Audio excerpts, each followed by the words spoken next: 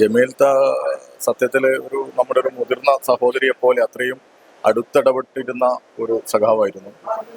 എന്നെ സംബന്ധിച്ചിടത്തോളം അവർ ബ്ലോക്ക് പഞ്ചായത്ത് പ്രസിഡന്റായി ചേളന്നൂർ ബ്ലോക്ക് പഞ്ചായത്ത് പ്രസിഡന്റായിരിക്കുന്ന സമയത്ത് ഞാൻ ചേളന്നൂർ എസ് എൻ കോളേജിലെ വിദ്യാർത്ഥിയാണ്.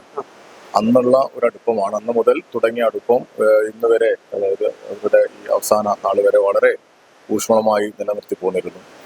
അവരുടെ പ്രത്യേകത 2 തവണ പഞ്ചായത്ത് പ്രസിഡന്റും ബ്ലോക്ക് പഞ്ചായത്ത് പ്രസിഡന്റും ജില്ലാ പഞ്ചായത്ത് പ്രസിഡന്റും ഒക്കെ ഇരുന്നിട്ടും ഒരു മടുപ്പില്ലാതെ ആളുകളെ സമീപിക്കാനും ആളുകളുടെ വിഷയങ്ങളിൽ ഇടപെടാനും അവർ കാണിക്കുന്ന ഒരു ജാഗ്രതയുണ്ട്.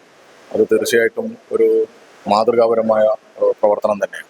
അതോടൊപ്പം തന്നെ മഹിളാ അസോസിയേഷനിൽ പ്രവർത്തിക്കുന്നവർ ആ സംഘടനാ രംഗത്ത് കാണിക്കുന്ന ഒരു ഇടപെടൽ, അവിടെ സഖാക്കളുടെ ഇടയിലൊക്കെ ഇടപെടുന്നത്, ഞങ്ങളാണെങ്കിൽ SFI DYFI മഹിളാ അസോസിയേഷൻ സംയുക്തമായി വ്യത്യസ്ത ക്യാമ്പയിനുകളൊക്കെ ചില സമയങ്ങളിൽ എടുക്കാറുണ്ട്. ആ സമയത്തൊക്കെ നേതൃത്വപരമായ അവരുടെ ഒരു ക്വാളിറ്റി, അവരുടെ ഒരു ഗുണം നമ്മൾ അനുഭവിച്ചറിയുന്നതാണ്. അതിൻ്റെയൊക്കെ ഒരു അനുഭവത്തിൽ നിന്ന് തന്നെയാണ് കൊയിലാണ്ടി MLA ആയി അവർ പ്രവർത്തിക്കുന്നത്. തീർച്ചയായിട്ടും ജനകീയമായ ഇടപെടൽ കൊണ്ട് ആർക്കും ഏത് സമയത്തും സമീപിക്കാൻ പറ്റുന്ന ഒരു MLA എന്നുള്ള ഒരു പേര് അവർക്കുണ്ട്. അത്രയും സ്നേഹം ഇവിടെ വരുന്ന ഒരു വലിയ ജനക്കൂട്ടത്തിന്റെ കണ്ണുകളിൽ നമുക്കത് വായിച്ചെടുക്കാൻ പറ്റും.